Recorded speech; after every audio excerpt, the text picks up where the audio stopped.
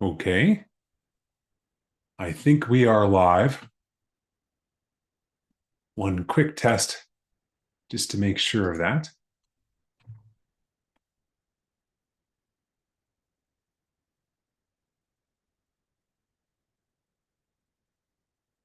Yes, indeed. We are live on all platforms.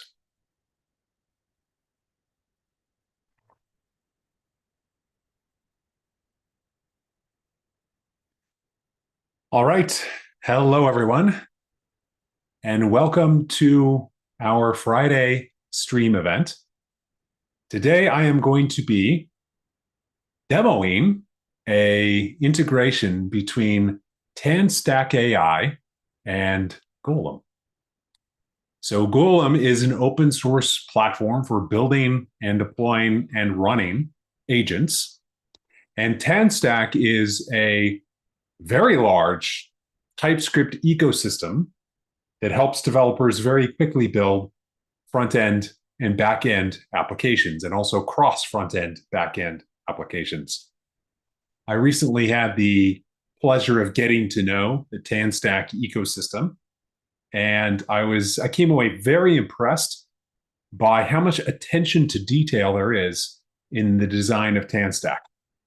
A lot of expertise and skill has gone into making this entire ecosystem.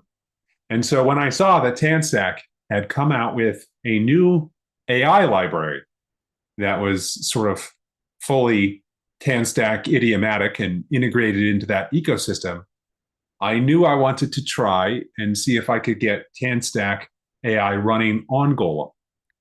So ever since the last release of Golem, we've supported two languages, and those are Rust and then TypeScript. And so it's a natural fit. TanStack AI is TypeScript.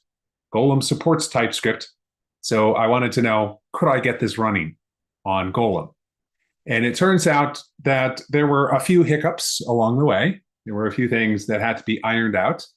But thanks to the work of Daniel Vygovsky here, my colleague, I think he had fixes within 24 hours. Is that right, Daniel? Yeah, it was not hard to fix these issues, but it was very useful, your feedback that we figured out what needs to be done to make this library usable with Golem. Absolutely. So now, no hacks, no polyfills, nothing is required. I'm going to show that to you in a second, but you can natively use TanStack AI on top of Golem. And so what I'm going to do today is I'm going to start from a blank directory and move all the way from a blank directory to some sort of semi-interesting but still toy AI agent that is running on Golem and that uses TanStack AI. And in particular, I'll use, doesn't really matter, I don't think that much, but in particular today, I'm going to use their open AI provider. All right, let's get started by sharing a new window.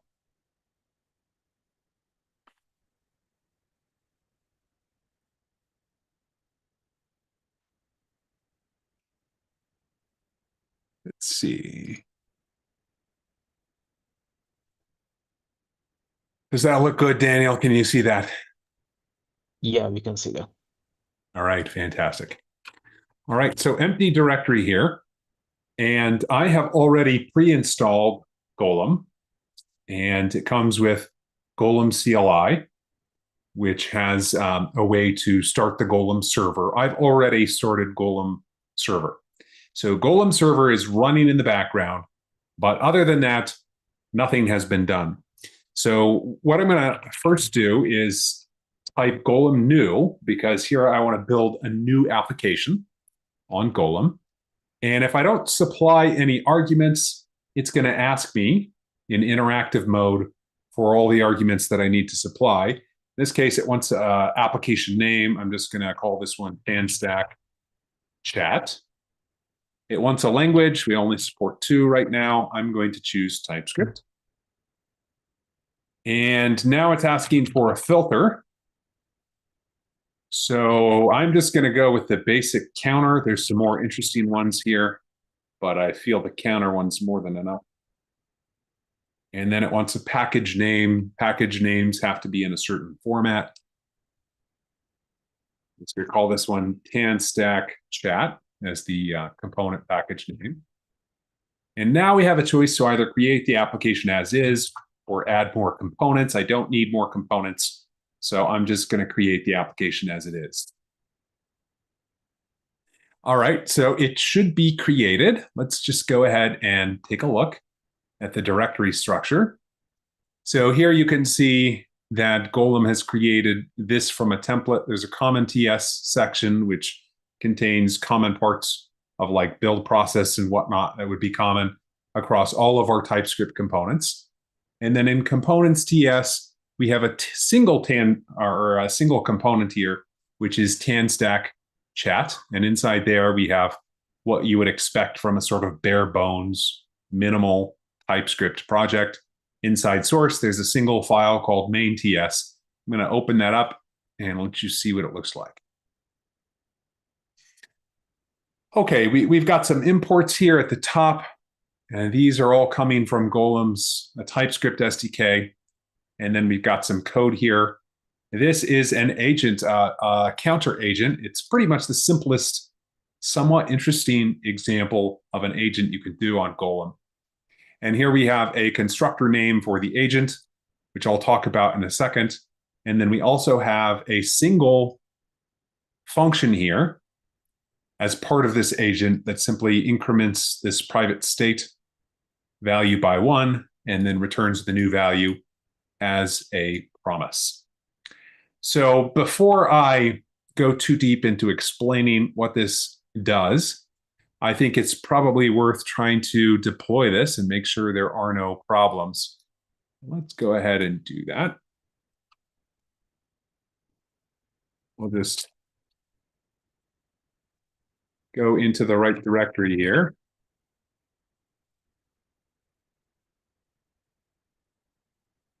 And we'll do Golem deploy and see what comes up. So it's going through different build steps.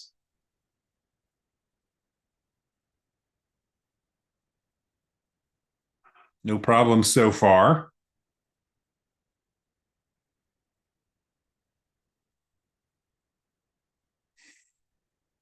It's taking a bit, but should be done momentarily. All right, it's asking me questions. It's actually done some planning here, and it's showing me a diff to help me understand what the impact of deploying this is going to be.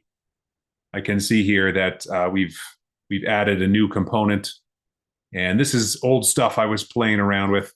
This is the new stuff. So since the last deployment, there have been some changes. I'm going to go ahead and confirm these are the changes that I want. You can see where the server is running at, environment name, all that stuff. Okay, it is deployed. So my component containing this counter agent is deployed and running on my local Golem server. The next thing I want to do is test it. And to test it, what I'm going to do is run Golem REPL. The REPL command will auto-detect that I'm in a TypeScript project, and it will use the TypeScript REPL, which is exactly what I want. So here, I can see that this component has a single agent called counter agent. And the name of that comes from my code. And this single counter agent has one method, which is called increment. And it's a remote method. And that's because the REPL is actually running outside Golem. It's running outside Golem. And the increment method and the agent itself are running on Golem server, which could be located here, but could be located in the cloud. So in general, it's remote. And that's why it has this weird type signature. But nonetheless, you can see increment does not accept any parameters, and it returns a number. You can see that directly in the type signature there, so it lines up. So what I'm going to do is create a counter agent. How do I do that? Well, I use the constructor here, but I don't use it directly. Instead, I'm going to use a get function, which is available statically in counter agent object. And all I have to supply are the parameters that the constructor requires. So in this case, this constructor requires the name of this particular counter. So I am going to just do let counter equals counter agent.get, and we'll call this maybe trials or yeah, tests. This is the name of this counter. I hit enter, and now this counter is available for my use. What I'm going to do is call its single method, which is increment, and then I get back the return value of this method, which is 1. So how is this working in Golem? Well, it works as follows. First off, this method called get is called get for a very good reason. It has upsert semantics. So what Golem does is it looks to see if there exists a counter agent that has already been created with these constructor parameters. And if there isn't one, then it goes ahead and it creates that agent. And it gives me a handle to that created agent. The next time I run this REPL, if I do the same thing, then actually let me show you that. I'm going to exit here, exit the REPL. I'm going to restart it. I'm going to re-get, and note I say re-get and not recreate, re-get that counter agent. I'm going to call it counter increment again. And you see I got back 2, right? So that method or that function in the counter agent object is called get because it has upsert semantics. If that specific agent does not exist, it will be created. And if it does exist, then I'll get a handle to it. So in all cases, I'm just getting an agent that has those constructor parameters. So Golem, the way Golem thinks about agent identity is that in a distributed cluster that contains, hundreds, thousands, millions of agents, the agent identity derives from the constructor parameters of the agent class. So this gives me a very easy way to sort of partition my state space across a Golem cluster and say, well, I want to be able to look up agents by this particular key, which in my case is a string, but it could be any TypeScript type could appear here that can be serialized to and from the underlying data format that is used by Golem. So it could be virtually any pure data type here. And that becomes the key by which I look up agents. Now, this type of agent that Golem gives you out of the box and without any additional configuration is called a durable agent. And it's called a durable agent because the state is durable. And you just saw this. I exited this and I restarted the REPL. I got that same agent again. I increment it. And of course, I'm seeing the next number in the sequence, which is 3. So this durability survives pretty much everything. I can restart my computer now. I can shut down the server. The server could die. Whatever happens, it doesn't matter. That agent is going to be durable. Its state is going to be there. It's global state, not just the state of this particular agent here, which is this number in this name, but everything else it may have touched. I could have global variables here, and I could be updating them, and that state will persist between different invocations. What Golem does is it will pull an agent in memory as long as I'm interacting with it. But as soon as I stop interacting with it, then that agent basically gets put in cold storage and its state is preserved. So the next time I interact with it, it's pulled back into memory and starts consuming memory and CPU, and I'm able to increment or interact with that unmodified. So what this allows me to do is to write business logic or agent logic, in this case, that is unconcerned with persistence. I don't have to care about persistence. I can just store things in memory, and I can rely on them to exist indefinitely. And I don't have to worry about infrastructure cost either if I'm running this in AWS or whatever cloud, because agents that are not being used are pulled off and put in cold storage. So I'm not paying active infrastructure costs beyond just the storage associated with that raw state information. So I get to focus entirely and exclusively on the logic of my application, the logic of my distributed system, the logic of my agentic application, agent workflow, or agents, as I'm doing this in this example. And Golem has to worry about and maintain these durability guarantees. Now, the guarantees actually go beyond just durable state. What do I mean by that? Well, I mean that everything that executes in Golem is executed durably. Sometimes I call this transactional execution, because what it means is if you have a big, gigantic method that does 20 things here, and there's some sort of failure event right in the middle, line 26, then what Golem does is it detects that failure event, and that failure event could be as simple as a developer pushing out new version of your application. It could be a server goes down. It could be CPU catches fire. It doesn't really matter what happens. But if I have some sort of failure event at line 26, then Golem, the bigger Golem cluster, detects that failure event, and it migrates all of the agents that were running on that failed node to new machines and that are healthy. It restores the state of those agents, and they continue exactly where they left off. That is transactional code execution. That's durable execution. And what that means is I don't have to think about or plan for failure. Failure could be happening all the time. I'm not going to see it in the code I write.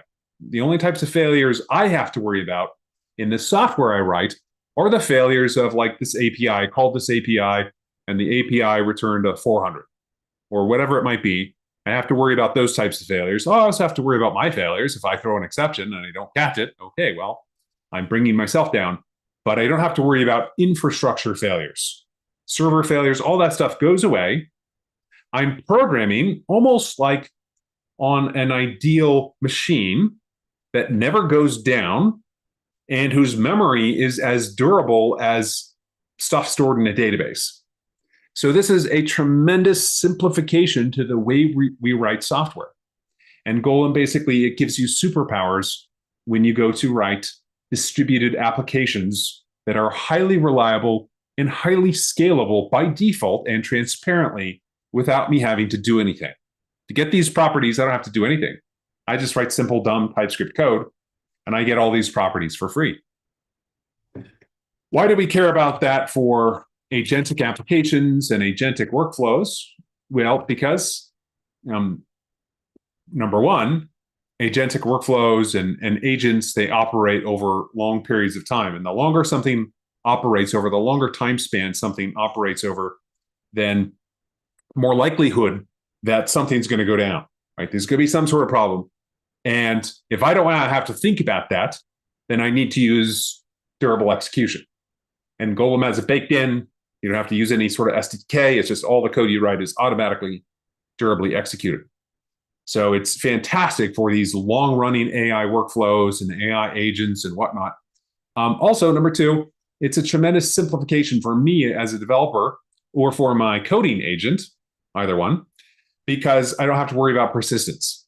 There's no database tier and caching tier and all these different tiers that you might have to worry about in sort of legacy architecture.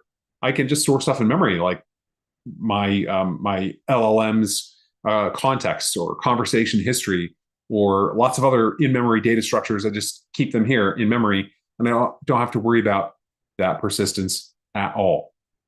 So, and then another benefit is, you know, in large-scale agentic applications, you want to be able to rely upon the behavior of your agents. Like, as one agent talks to another and distributes to maybe some tools and whatnot, there's so many points of failures, right? If I have 100 agents all coordinating to solve some really big task, There's just so many points of failure. And a Golem makes sure that you don't have to think about any of that, right? There's exactly once guaranteed semantics. When one agent talks to another, you get exactly once guarantees in the presence of any kind of possible failure you could imagine. So when you have large numbers of agents all coordinating together and using tools and whatnot, you really want these bulletproof guarantees so you can build highly reliable systems that are powered by AI, which is inherently non-deterministic. You don't want to add yet another source of indeterminism, which is things failing all the time and network errors and nodes down and application updates. And you don't want all that stuff, because then how are you going to make a reliable AI system on top of that? The answer is you're not. You're definitely not going to be making a reliable AI system on top of that, right? You've got to make sure that you can control for all sources of indeterminism and all sources of failures as you possibly can. And then you have to do additional measures on top of that to make sure that the AI system you build is reliable and has appropriate guardrails and whatnot. But you're never going to succeed in that ultimate mission unless you've got the infrastructure problems completely solved. And Golem solves them for you, so you don't have to write in any specific way, which helps a lot if you're using coding agents. Why? Because coding agents are not going to be able to easily build and maintain a big, fancy event source system that is capable of being extraordinarily reliable and it can survive the loss of any node, right? And is never going to do duplicate work and can guarantee exactly once semantics. You're talking hundreds of thousands of lines of code to do that. And a coding agent, at least today's coding agents, are never going to succeed in that mission. But they can generate simple code that stores stuff in memory.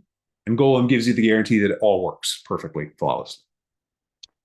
All right, so where are we at now? We have the simple counter. We've demonstrated that it works. I talked a bit about constructor parameters. Agents are durable. There's a way to specify that you don't want an agent that's durable, and that would be to use a mode property, and you would set that to ephemeral. And if I were to do this for the counter agent, then every time I called get, I would get a new, actually, it's really every time I invoke on that agent, I get a new ephemeral agent. The state's not durable. So you do have ephemeral agents when you want them. Why would you ever use an ephemeral agent? Well, if you don't need the guarantees that durability provides. Like if you're building a bunch of tools for your agentic system, and those tools are idempotent and they have all these other nice properties, maybe you don't care about making the agent as a whole durable because it's just going to be used as a tool by another orchestration agent, which you might make durable. So there are use cases. If you don't really need durability, why pay for the extra storage costs? Why pay for all the costs involved? If you don't need it, don't pay for it. You can change your mind very easily just by adding the durability mode to that agent constructor. All right, so what do I want to do here? Well, I want to show you a hello world example for TanStack, TanStack AI. And to do that, I'm just going to make one relatively minor cheat, so to speak. I am going to hint a bit to my coding agent, and I'm going to be using AMP here. I'm going to hint a bit to my coding agent how TanStack AI actually works. Like what are the basic things you need to create a hello world using TanStack AI. So you can see here I've added this agents file, and it basically covers the npm stuff and how you create an adapter, etc. So I don't want my agent to have to spend any time figuring this out, although it can figure it out itself. It's going to have to go into the documentation of TanStack, and it's going to find that it's not up to date, and then it's going to experiment. I've seen this several times play out, so I don't want to see it again, and I want to jump straight into the meat of this live stream today. So that's why I created that agents file, just to make sure that we can have a good, highly focused experience here. And now what I'm going to do is I'm going to ask my coding agent to replace this counter agent by a TanStack AI hello world example running on Golem.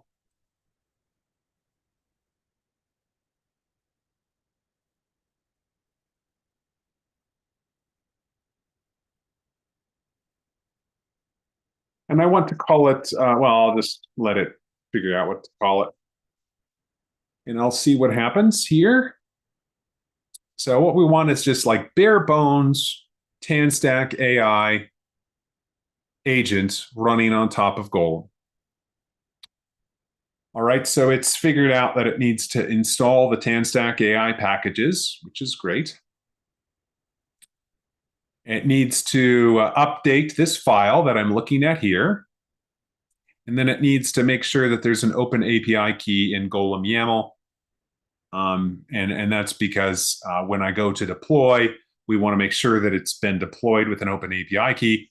I actually have on my system a system environment variable with open API key, but we need to bundle that up into the application. And there's a way that you can do that. Actually, let me show you the manifest file. This basically shows you, has lots of irrelevant stuff. The only thing we care about right now is this open API key. And this syntax here just means, okay, look in my system environment variable and pull that out at deployment time and embed it here in the environment variable that my TypeScript application will have access to, which is exposed via, nodes process.env. So you can see that here, process.env. So that key has to come from somewhere. I'm just putting it in my Golem YAML file, which defines this Golem application. So it ends up being bundled appropriately into the thing that gets deployed. All right, so let's take a look. These changes are done. Okay. We'll go ahead and build it in a second, but I just want to run through this code and see how it changed. First off, you can see we're importing two things here. We're importing a chat function and a create open API or open AI chat from these two TanStack packages. And this one we're going to use to create an adapter, which we need to feed to the chat function. That's the way TanStack AI is structured. So here I create an adapter using this helper function I imported here. And it's using the 4.0 model, a little older model, but probably cheaper by now. More than sufficient for our demo today. And then it's, of course, feeding through the open API key, which was bundled up into the deployment package, or will be bundled up into the deployment package as soon as I build this thing. The constructor here now has agent name. It's arbitrary what you put in this constructor. This is not a bad choice for purposes of this demo. We'll just give every agent a name, and that way you can have as many agents as you want. This is really, or would be regarded as almost like a conversation ID, right? It's a conversation ID. Every conversation has a different ID, and you want the conversation to be persisted for that specific conversation. You create new conversations with blank, empty conversation histories. All right, so here, there's a single method called query, which takes a user message, and it feeds it to the chat function, which comes from TanStack AI. It propagates this adapter, and it constructs a message history that has a single message in it. And this single message will say, well, the role of this message is user. This is the user speaking. And the content is the user's message. And the system prompt is just going to be a single system prompt here, which is you're a helpful assistant. And we're not going to be streaming the results in this simple example, apparently. So let's build this and see if we can actually use it. All right, so Golem build. We'll check to see if it builds.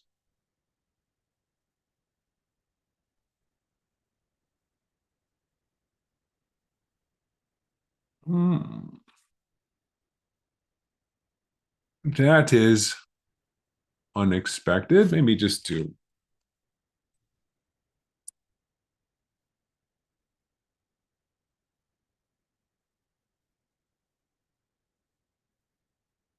a clean and see if that takes care of it. Nope. Get rollup error. Well, that's odd. The beauty of live streaming.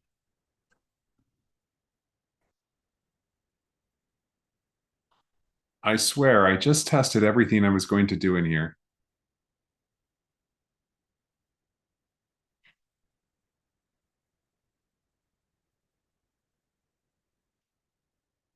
All right. Well, Maybe that package has been just updated, and now we are looking at something that is still not supported by Golem. uh-oh. Well, that could happen. Let's see.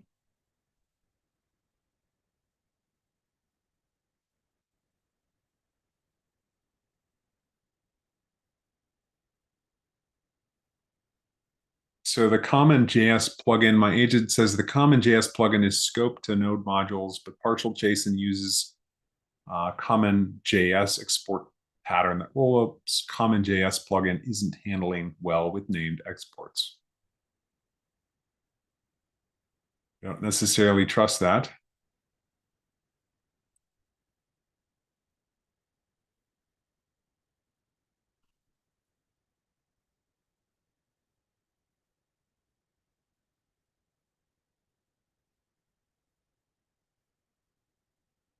Ah, okay. So I just did not run npm install from the workspace root, perhaps. Let's see.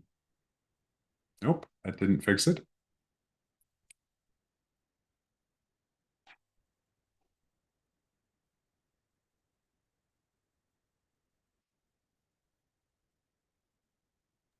There was a new TanStack AI release a day ago, according to npm.js, so maybe try the Oh no. previous one. Yeah, so set the version to 0 for. Well, let's see if this hack fixed it.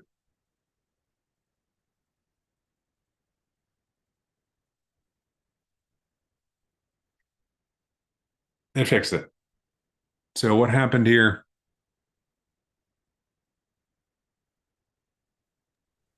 You didn't It build it modif yet, or did you? You just created the I REST did. or No, I started the built it. REST? Yeah, I Oh, did both. So basically what it's saying is that common JS, the rollup configuration for common JS modules did not include the component specific local node modules directories. And that's why it failed. So what I probably should have done is at the root of this workspace, done npm install there rather than npm install inside this directory. Minor error. yeah, that would have worked. Okay. So now let me go ahead and create this agent.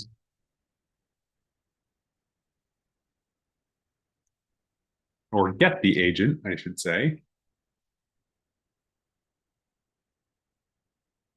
and call it single method. And all I'm really testing here is this logic here, which sends this single message to OpenAI, this model here. So I'll just ask, who are you? See what we get back. Oop.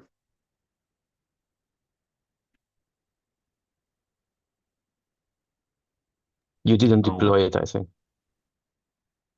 oh, you're right. Yes, you're right. I built it, but I didn't deploy it.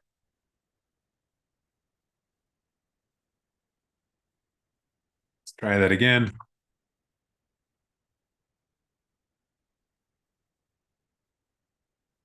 That looks better. Okay, I am an AI developed to provide information and support.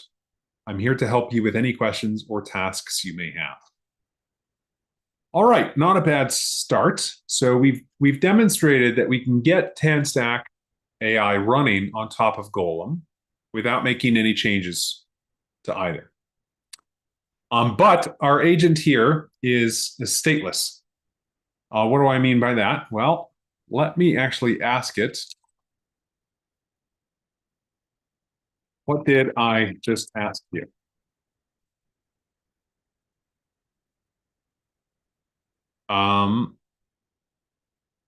You asked, who are you? Well, it knows that. That's interesting. So I must be using a stateful adapter here.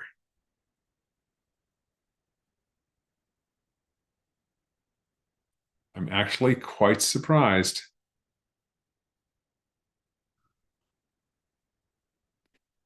So what I wanted to use was the stateless chat. Let me just, oh no, that wouldn't change anything. This is definitely, there's no state here.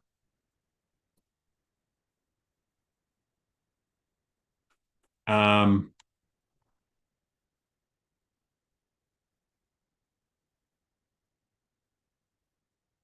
but what I can try to do is delete. It may be accumulating in memory in TanStack AI. And so I might have to force this to be deleted. So I want to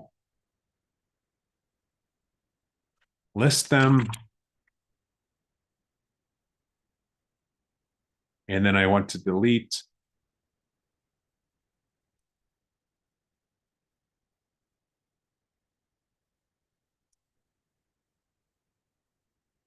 that one. And this looks like an old one. I delete both these agents. Do the repl again and just verify.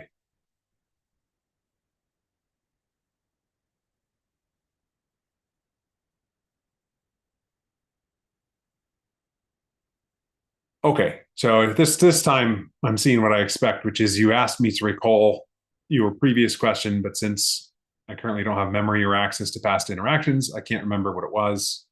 Feel free to ask again. Okay, so what is happening apparently, and I did not know this about TanStack AI, but when I'm using this specific chat method, it appears to be keeping in memory the history of messages. And you can see that's not persistent. So I just tried to force that agent basically out of memory. And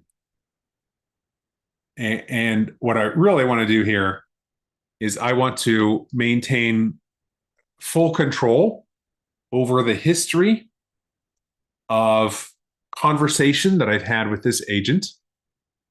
Now, I don't know if there's a different method I should be using here or not. But what I will do now is I'm going to introduce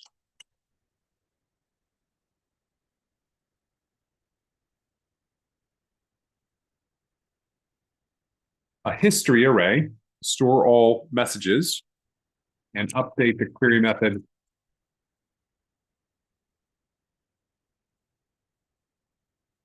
to use and append to that. So I want to move away from relying on what is probably just a quirk of this specific API I'm using to maintaining the entire history set myself. Let me just inspect this code.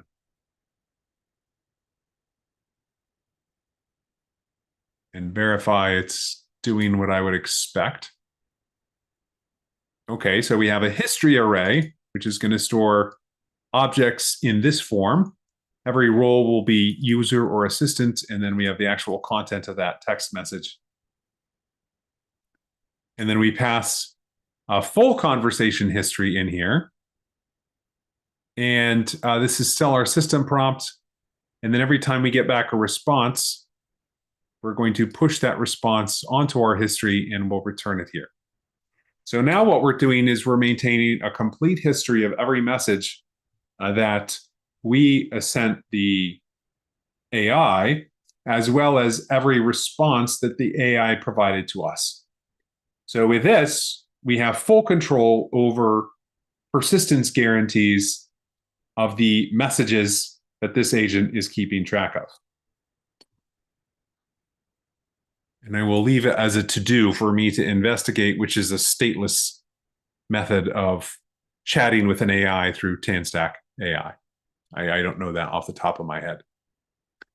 All right, so let me exit this REPL. I will build, make sure there's no problems. And then I will deploy.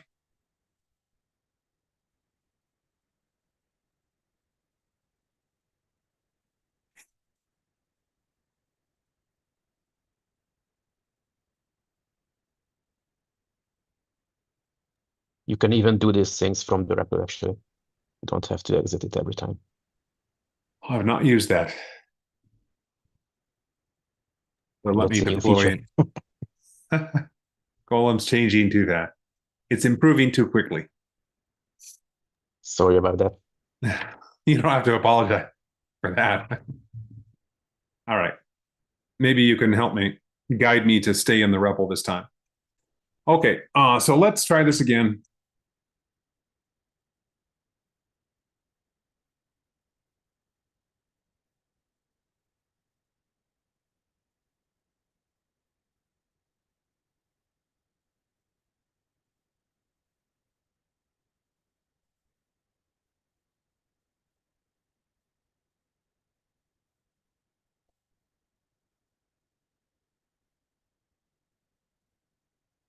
Well, that's interesting.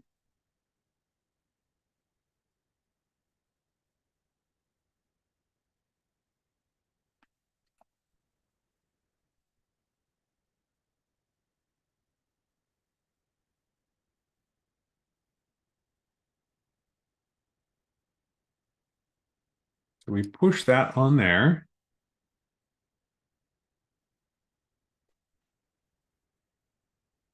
Did I? Oh, I didn't do a reset, did I? You can do .deploy and -- reset from the REPL. That's what I want.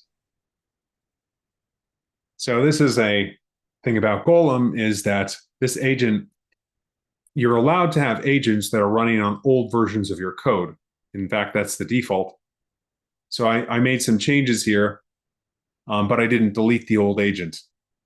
And so maybe in a production scenario, I want this so I can be updating my logic, and previous agents with their previous state and previous logic are not affected. Obviously, Golem has a way to update those agents, to force update them, if you will, to run my more recent version of the logic. But there are some sort of caveats that go with that.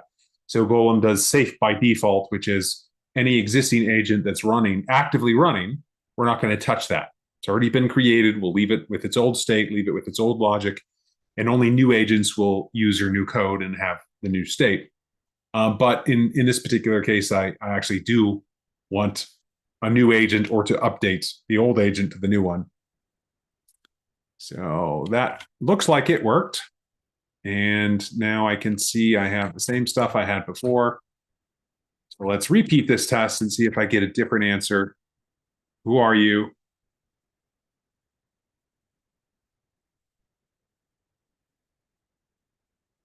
And then I'll ask, what did I just ask you?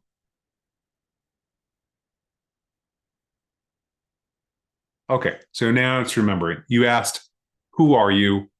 Do you like more information or help with something specific? Okay, how is it remembering? Well, it's remembering because right now, every time the user makes a query of this agent, I'm pushing that query onto this array. And I'm feeding that in every time I use this chat method.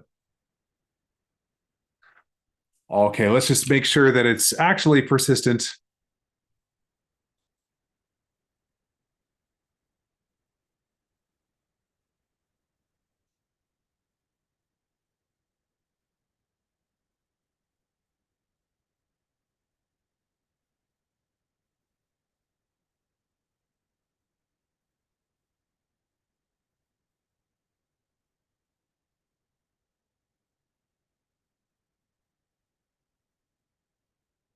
I'll ask, how many questions have I asked you, including this one?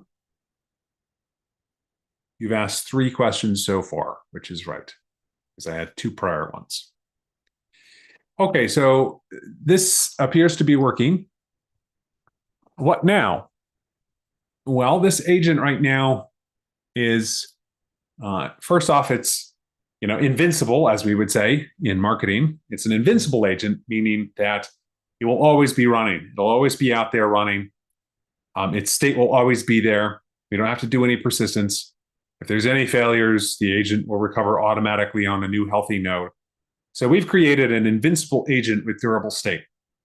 And also, the agent can't be stopped, right? If it's in the middle of orchestrating a very big, complex thing like refactoring or onboarding an employee or doing some other complicated series of steps, if something happens right in the middle, and that something could be infrastructure failure, network failure, server failure, software update, or it could even be it not doing anything. If it doesn't do anything, Golem will put it in cold storage, right?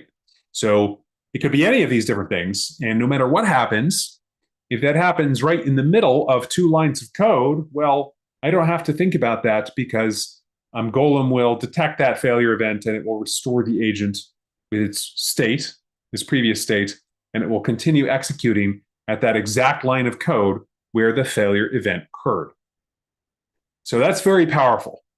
I can now rely on this agent to always exist and to never lose work, right? It's never going to forget.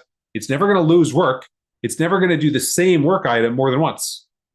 We get all of these guarantees without having to do anything. There's just no code for that. This is just ordinary code written in TypeScript. And we get all these guarantees by the Golem runtime for durable execution, durable state, transactional execution, exactly once, interaction, semantics, etc. What else can I do here? Well, how about I make this a little more interesting by adding tools into this example? So here, TanStack AI has support for tools, and what tools are they're a way of allowing an AI to call and execute code and get back the results and incorporate that into the conversation history.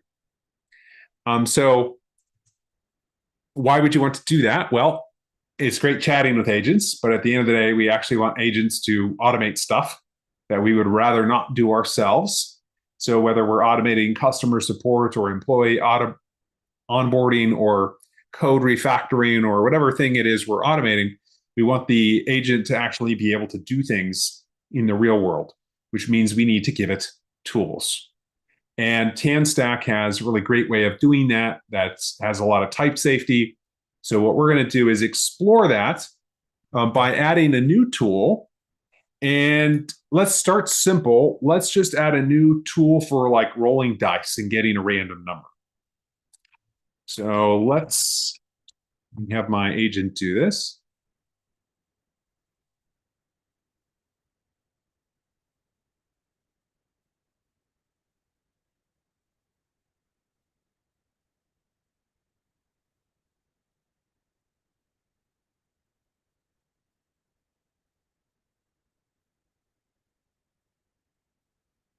We're going to add a dice rolling tool to this agent. And we're going to do that using the tool support that is baked into TanStack AI. Okay, so in TanStack AI, you can see we're using tool definition, which is defined in this base package. And tool definition uses this helper function.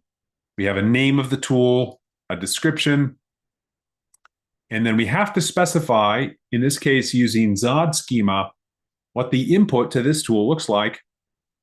And the input here is going to be the number of sides on each die and the number of dice to roll. Okay, so a fully generic dice roller that can roll die with any number of sides and can roll any number of dice.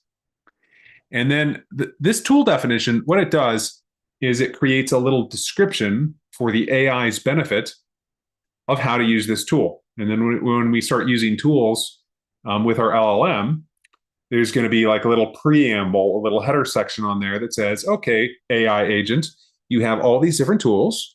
and these different tools have these purposes, and these different tools have these input schemas. So the AI knows that it's able to run any of these tools because the sort of preamble that describes all of these tools and how they work is inserted into the context for the LLM. And then the LLM, as part of its sort of multi-turn strategy to deliver to the user what they want, is going to be able to choose to use one of these tools. And when they choose to use it, it's going to indicate that in the format of the text that it generates. And then the orchestrator, in this case, it could be, in this case, it's TanStack AI, is going to look for that. And it's going to say, oh, the AI has decided to use this tool. So I need to call that tool and embed its results back as another message to the AI so it can keep on making progress. And so there's two parts to a tool. There's the definition, which the LLM needs to understand that if it can use this tool does X, Y, and Z. And if it wants to use this tool, it has to provide this required input. That's the definition. But then there's the flip side, which is the implementation. And you do that in TanStack AI by using the .server. And .server just lets you specify the implementation. It's called .server because obviously it would live on the server. And once I specify .server, I now have this sort of complete roll dice tool that I can supply to the AI. And you do that when you call chat. You specify an array of different tools that the agent can use. And now TanStack AI is paying attention to what the AI wants to do. And if it sees the AI wants to use this tool, it's going to invoke this function here. And it's going to provide the results back to the AI. And then the AI can determine whether or not it wants to continue. And maybe it's a multi-step problem that requires using a lot of tools, or maybe it's done and it can return the result to the user directly. So let's go ahead and test this and see if it works. So I want to do deploy build.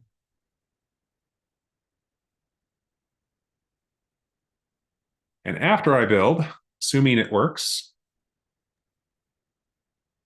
Actually, I think the deploy will build automatically as well, but I was allowed to do it. Should I trust that? Just paranoia, paranoia.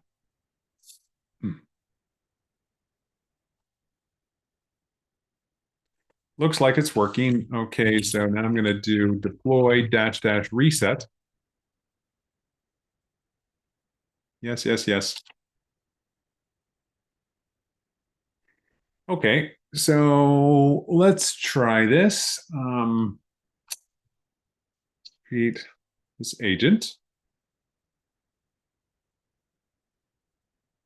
And I'll ask, what tools do you have?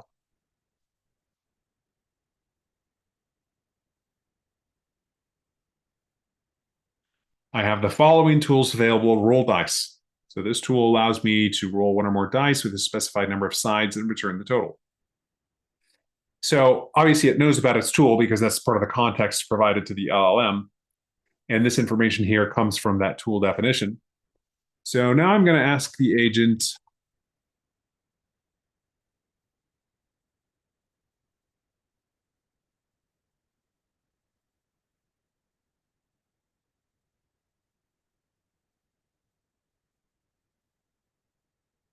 to roll a single six-sided die and tell me what the number is.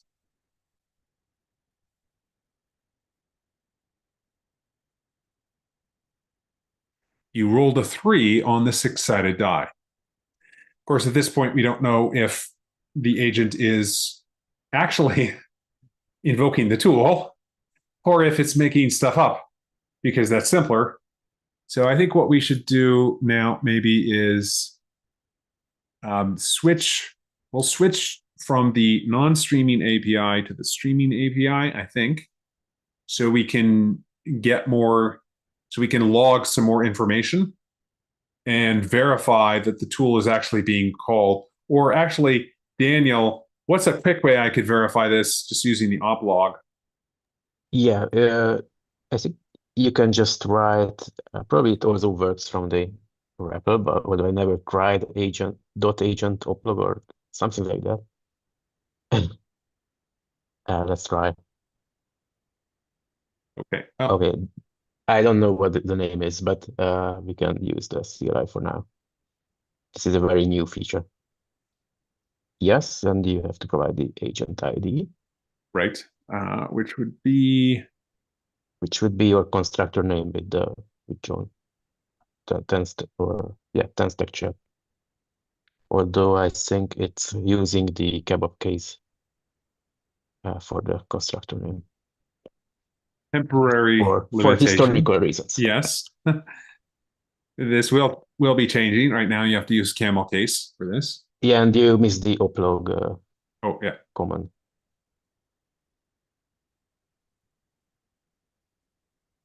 In that order.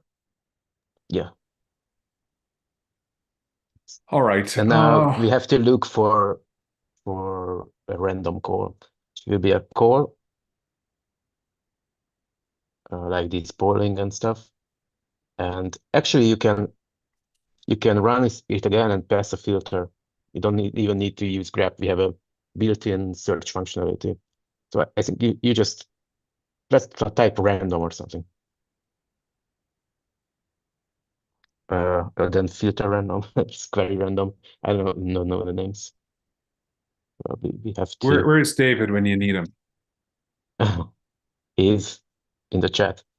Oh yeah, he already wrote me what the comment was in the REPL, but whatever. So just use the help command so we see what the options are.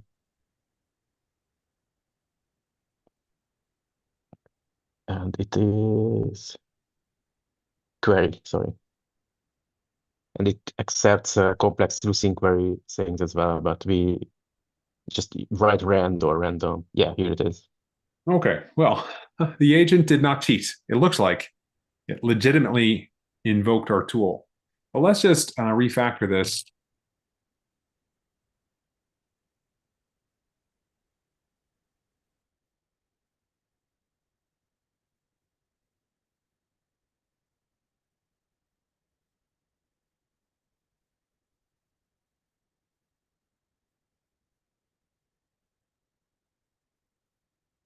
What I want to do is refactor this to use stream is true.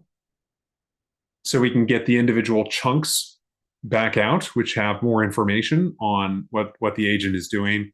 So we'll be able to see if the agent is actually using a tool. And here I'm going to say then build and deploy with reset and test by invoking the agent and asking it to roll a die.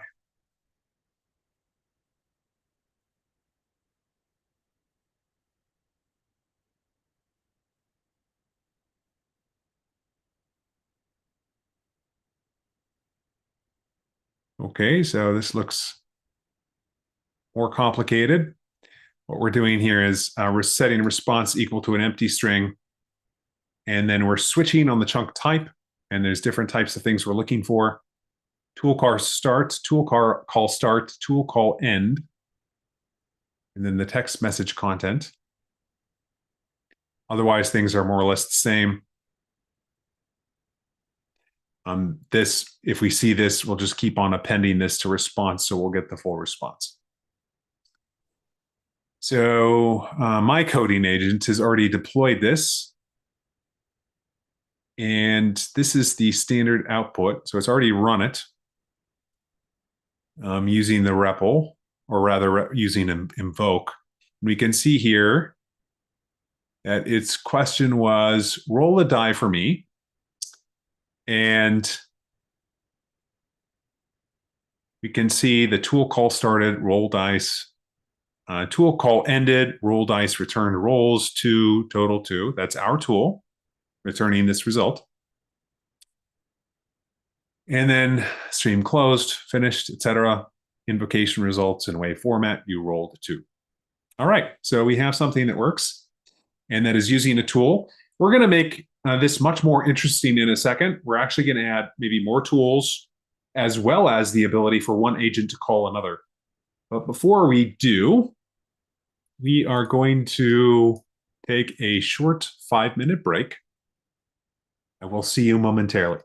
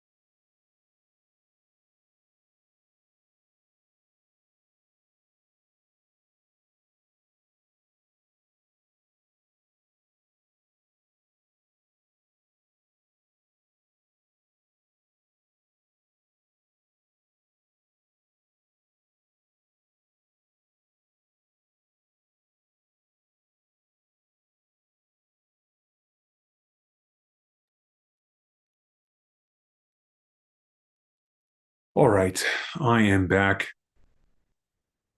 Let me share my screen again.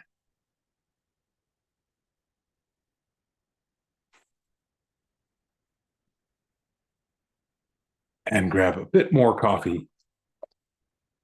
And then we're going to make this example more interesting. So one of the things that I want to do is add a to-do list for this agent here. So we'll think of this agent as being a sort of personal assistant.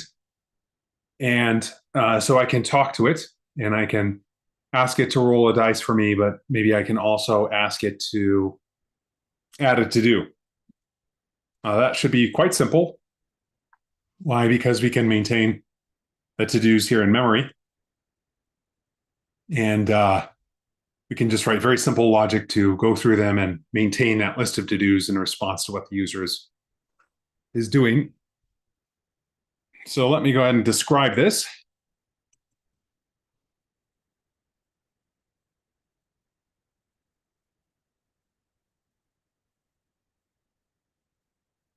And let's see, how many tools should we have here? Well, we should probably have a tool to add a new to-do, as well as a tool to mark an existing to-do as complete. And then possibly a tool to delete a to-do. So let's look for that. I want to add a list of to-dos to the agent state, as well as tools to do the following. We want to add a new uncompleted to-do. We want to, and it's going to get its own ID. And then we want to be able to mark an existing to-do completed. We want to be able to delete an existing to-do by ID. And finally, we need a way to list all to-dos, including their IDs. So we need these 4 things: list all the to-dos so the agent knows what's there, delete existing to-do by ID, mark an existing to-do as complete by its ID, and then add a new one. And then I'll say that it should automatically. I don't want the user tab to specify a to-do ID.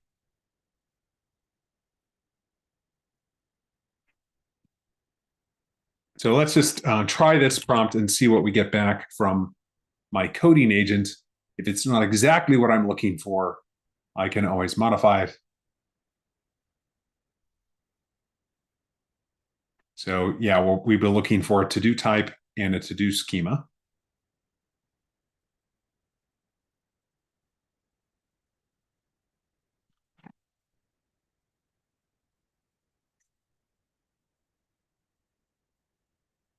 Okay, so here you'll notice that I actually want my to-dos or my tools to capture over the state of this agent. I have this array here of to-dos, and I want my tools to capture over the state of that agent. So to do that, I just basically do that capturing here using these thunks. And this allows me to list the tools in a very simple form here, where some of these tools are going to be capturing over state information inside this agent. What else? So here's my original roll dice, and then here's my family of to-do tools. And actually, I don't like the way this is structuring this. It should probably just provide it the whole agent state, but it doesn't matter. You can see here, I've got one to add a to-do, one to complete a to-do, one to delete a to-do, and one to list to-dos. So in a future version of Golem, we're going to make all of these methods tools. Basically, any method inside your agent here will automatically be a tool, which will provide a much more idiomatic way to structure this. But it will require a little bit of glue between the Golem stuff, Golem TypeScript SDK, and then your AI provider of choice. Nonetheless, this works for now, and it's just using the off-the-shelf TanStack AI SDK, which many people are already familiar with. Okay, we've got our schemas for all this stuff, and apparently it's supposedly already working. Let's see.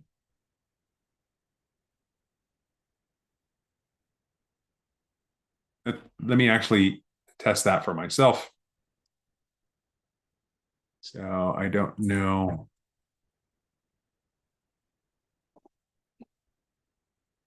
What ID it used to test. Okay. So let's see dot agent list. It's agent list in a camel case. Okay. And I think you can use step competition as well. Dot list agents. Oh. Is it? No. Mm. Agent list. Agent list, yeah. I see. Okay, so there is that existing agent there. So let me just get that one.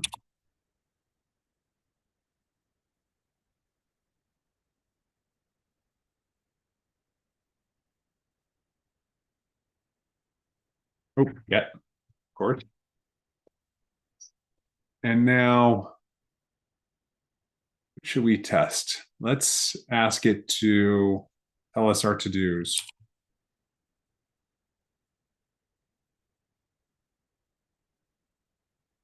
What are my to-dos?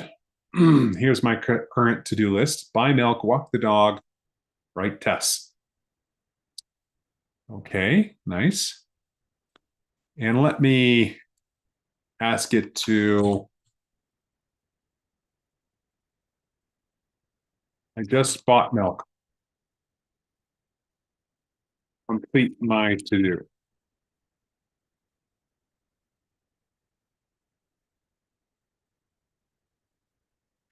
You can see the LLM is responding back with my list, and I've bought milk. So that's transitioned from, you can see the state here is, where is to do? Here. The Boolean state here has transitioned from false to true. Okay, that's working. And what else? I'm going to delete my to-do writing tests because I don't like writing tests.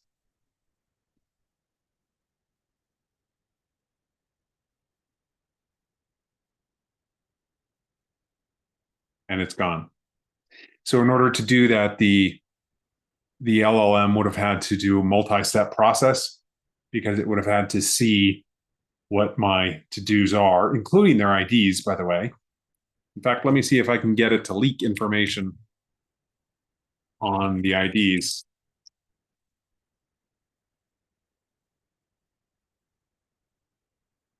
ID 1, ID 2. Okay, great.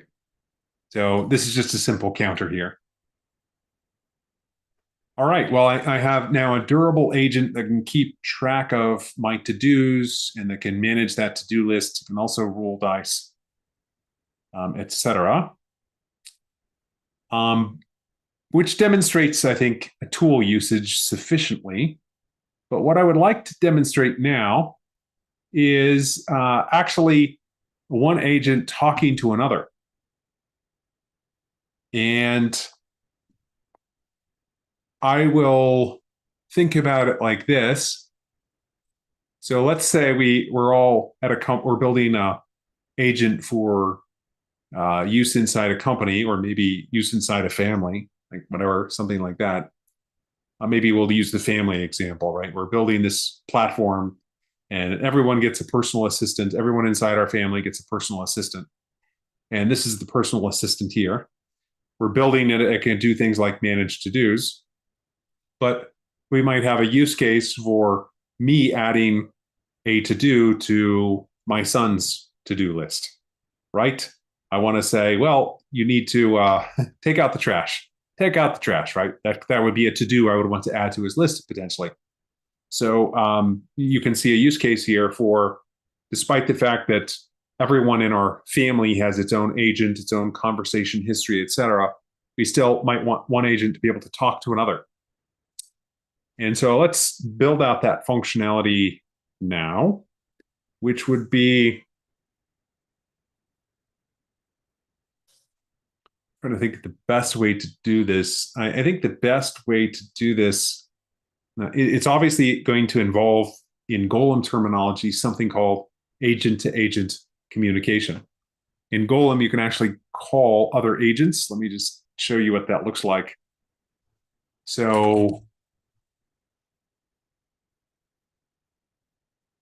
I can do something like TanStack chat.get, and I'll get the agent for Sarah, and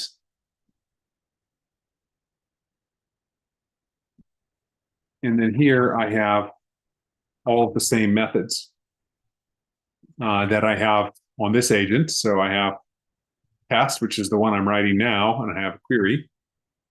And so this is actually an RPC call. It's actually an RPC call to wherever that Sarah agent lives in our distributed Golem cluster.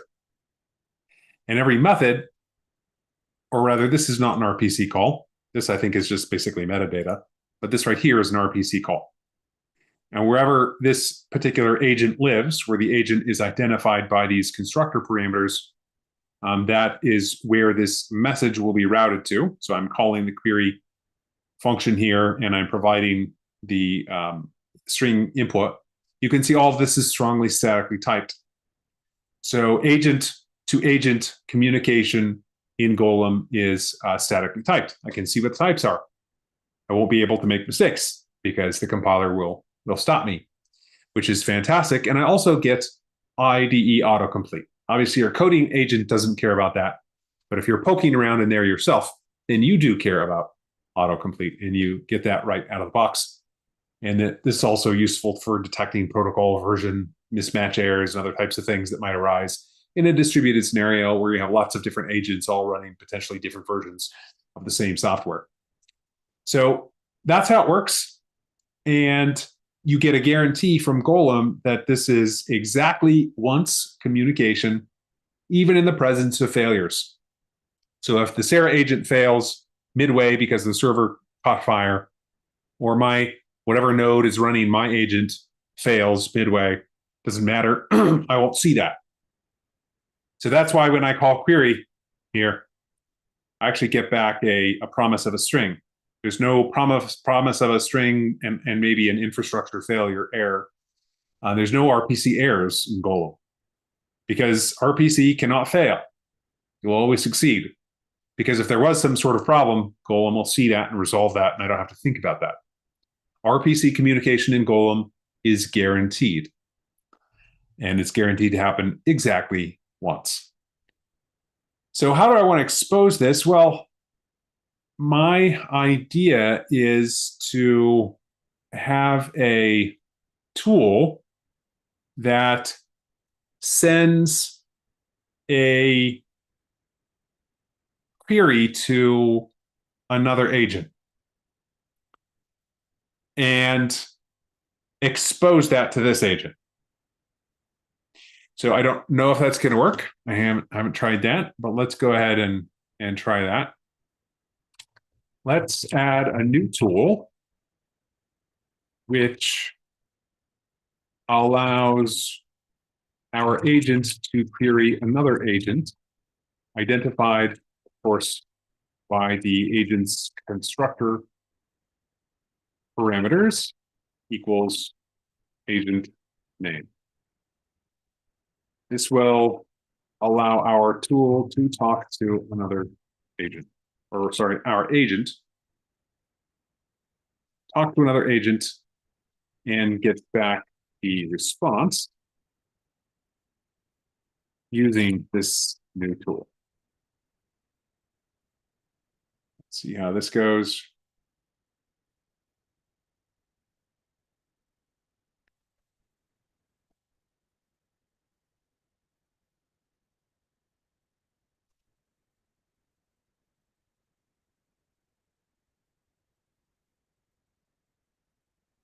I have a feeling it made a mistake. Let's see.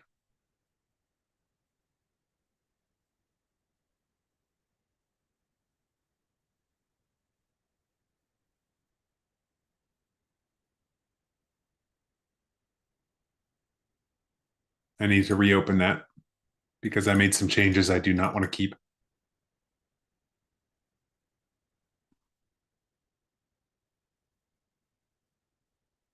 All right, so what did it do in here?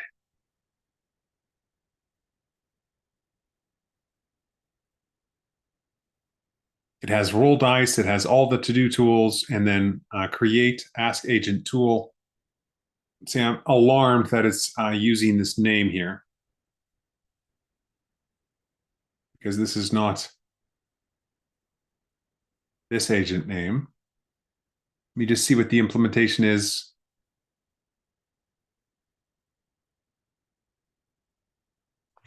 Okay, well, this is what I would expect. This tool should take as input the agent name and the message. But why is it using this agent name? Okay, all right, smart. So an agent should not be allowed to talk to itself, right? And the reason is it would be blocking on its own answer. So we're not going to allow that. Otherwise, we're using this RPC. So this gives us that remote agent with the specified name. And we're going to wait on the response and return the response. Okay, so despite the fact that I was very surprised by it feeding the agent name of this agent into the other one it's trying to talk to, nonetheless, it turns out that there's a good reason for that, avoiding deadlocks. All right, so let's go ahead and see what the testing of this looks like.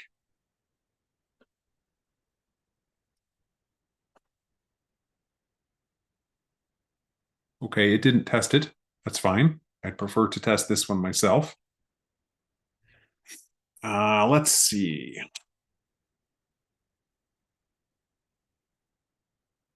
I guess I don't need to. I probably do need to do something to refresh this, right? To reload this. I'll just exit. I don't know how to reload this.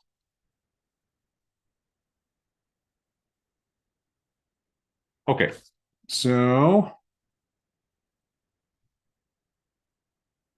when it deployed, it did a reset, which means it deleted my previous agent. So let me go ahead and here's what I'll do. I'll just ask it to do some stuff.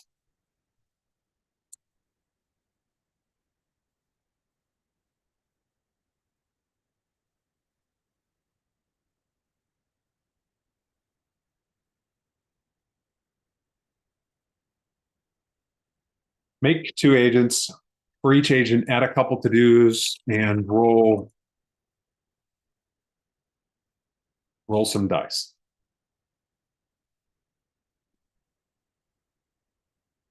And now let's see if it's going to do this. All right. It's invoking, doing invoke.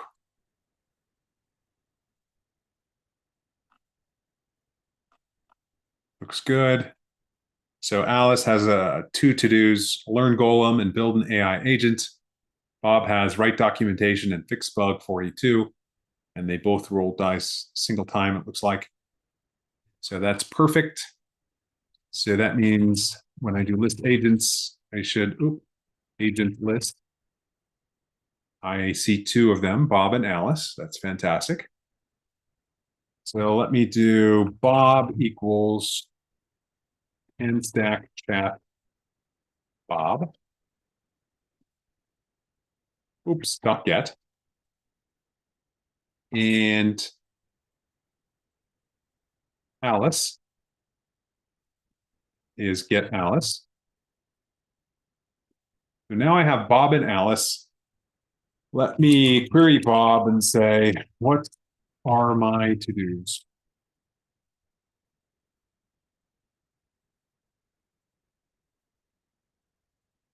Okay, that's great. And let me query Alice.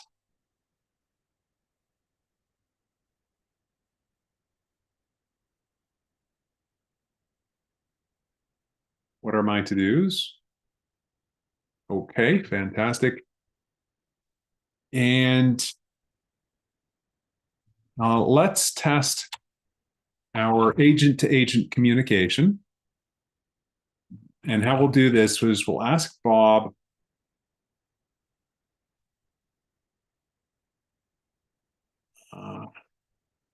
add a new to-do. I'll say, let me just see what the description of this agent tool is. Delegate a question to another named agent instance and get back its response. I will say ask Alice's agent to, I'm not sure if this will work because of the way that this tool is described. Actually, maybe we'll just fix that problem. Rather than mess around with it, we'll say that this is ask an assistant. So we'll say delegate a question to a named to the assistant slash agent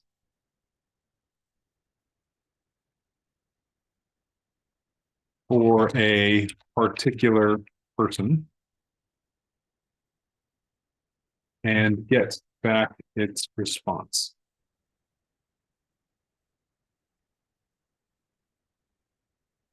And what else? Name of the assistant or /agent to delegate to.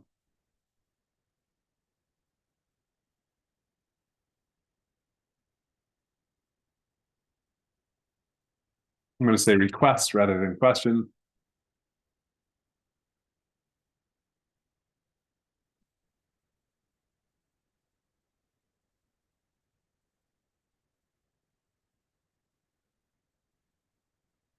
To delegate a request to the assistant or agent for a particular person and get back its response. Names are all our names should be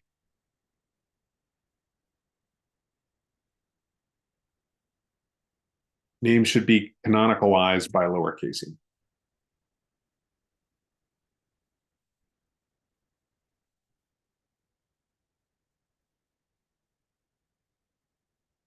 I'll just put that on the parameter, actually. I don't need that here.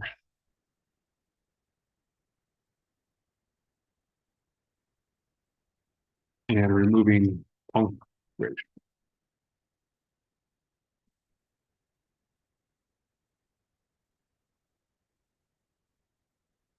Okay, I think that makes sense.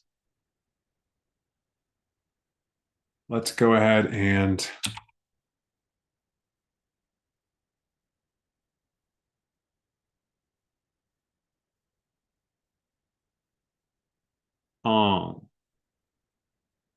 Daniel, how do we redeploy and update our existing agents? That would be fun to show off. Yeah, there should be a parameter for deploy to do that.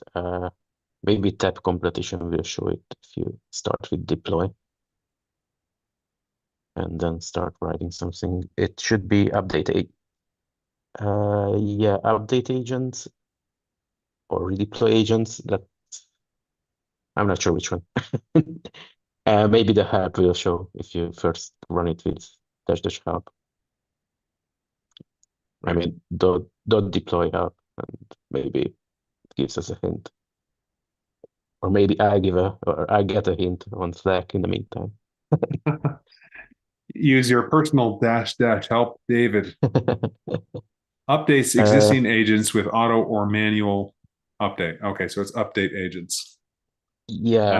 Yeah, that's the good one. The other one is recreating the same ones, but with the resetted state. So the update agents auto.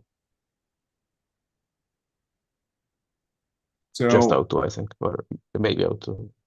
Did it say automatic? I'm not sure. I think it did, but let's see. Okay, sorry, it's automatic. Okay, so what's going to happen here is I don't want to have to recreate the to-dos in our two assistant agents. So I just want to update the logic without changing the state. Because we've not changed the way this is formatted in memory, that should be fine. Let's try it, see what happens.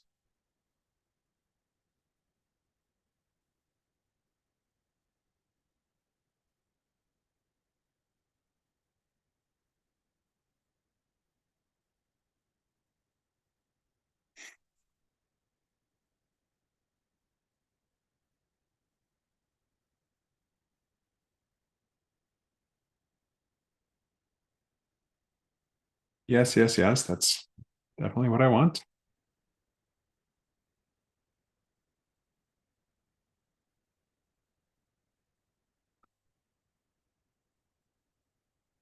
Okay. So it looks like that succeeded. Let's give it a try. What we want is create these two again and query what are my to-dos. Okay, so we'll ask Alice's assistant to add a new to-do which will be update TypeScript SDK.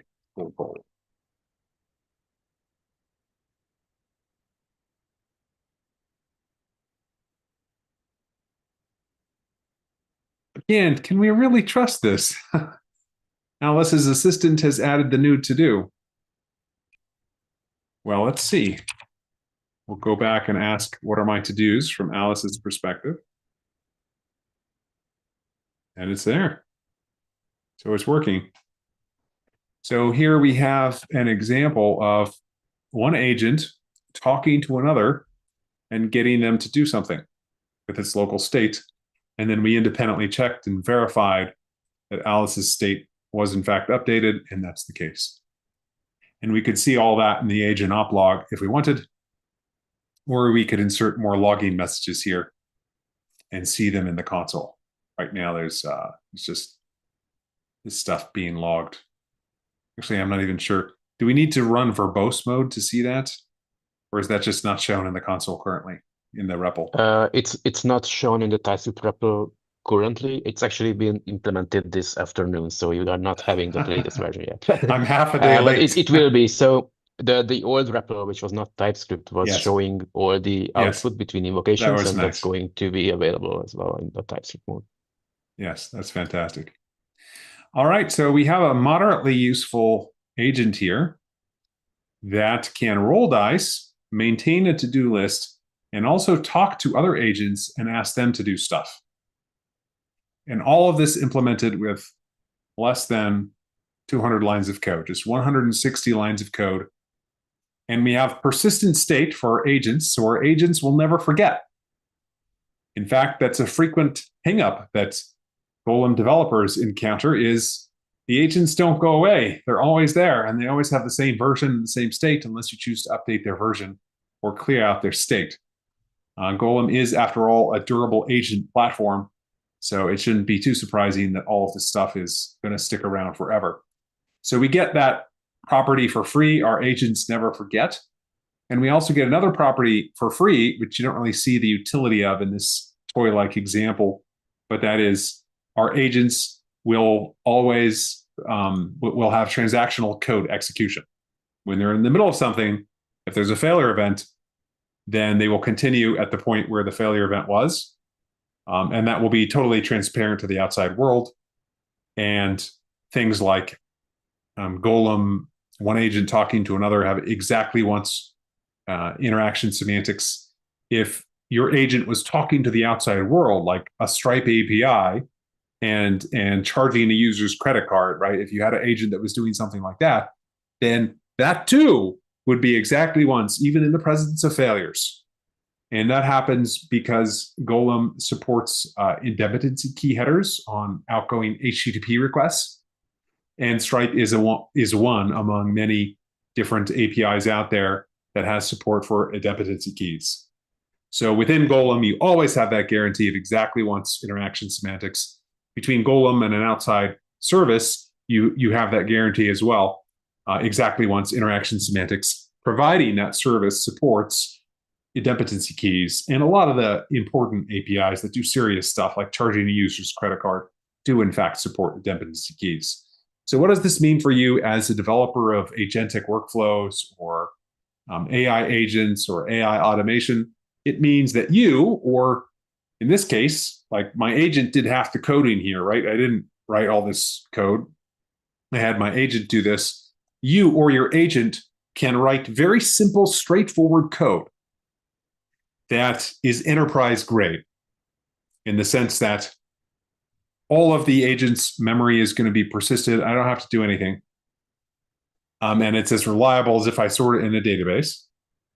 And also, every bit of code here, every time an agent's doing work, it will be executed transactionally, which means I don't have to think about failure scenarios. Finally, the world has an open source, reliable foundation for agentic computing. AI has enough non-determinism. You don't need to add more with the infrastructure stuff. Golem gives you the invincible runtime that will just make sure all your state is automatically durable and all code execution is done transactionally. And that lets you or your coding agent focus on the hard problems which go above that layer. Right? This is pretty powerful stuff.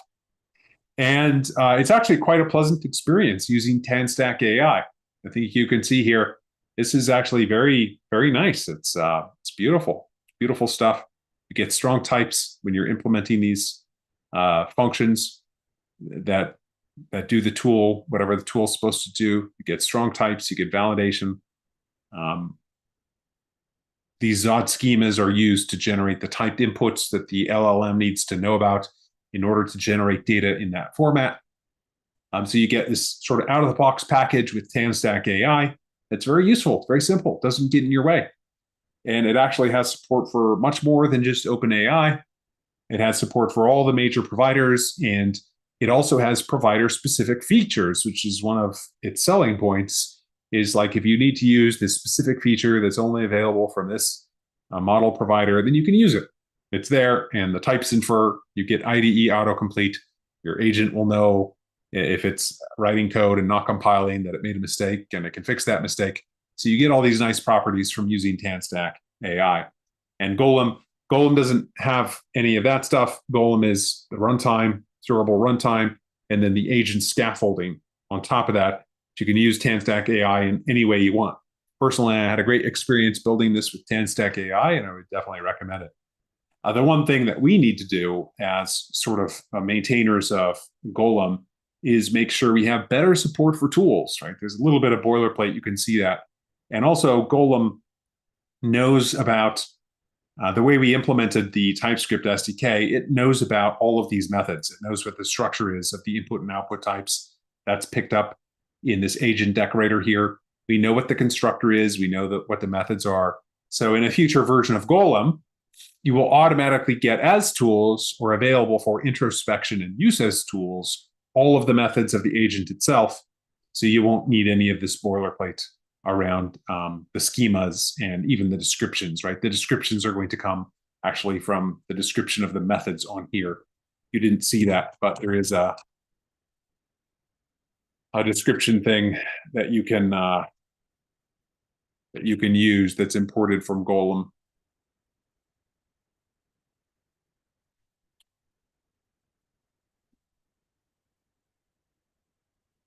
That will be used when building that metadata that's useful for allowing agent methods to be called as tools. So I hope you have enjoyed this live stream. I will be demonstrating how to use Golem, not just with TanStack AI. TanStack AI is great, but obviously there's the Vercel AI SDK, which is the big one in town, so to speak. That's used by a lot of TypeScript developers. But there's also Mastra, and there is langchain.js and various other libraries out there. And I'll be demonstrating how to use Golem, at least with the big ones. So I hope you've enjoyed this, and I hope you give Golem a try. Notice that some of the features that I used here are actually not in the last public released version of Golem. So even though Daniel's going to hate me for saying this, you're going to have to build Golem from source, as well as the Golem TypeScript SDK, if you want to use the latest and greatest, which is what you've seen in this little demo. And that includes the TypeScript REPL, which is really fantastic. Or if you're building Rust Golem applications, you can use the Rust REPL. So both of those are quite nice. Give them a try. Let us know what you think. Golem is open source. I hope you have enjoyed this presentation today, and I will see you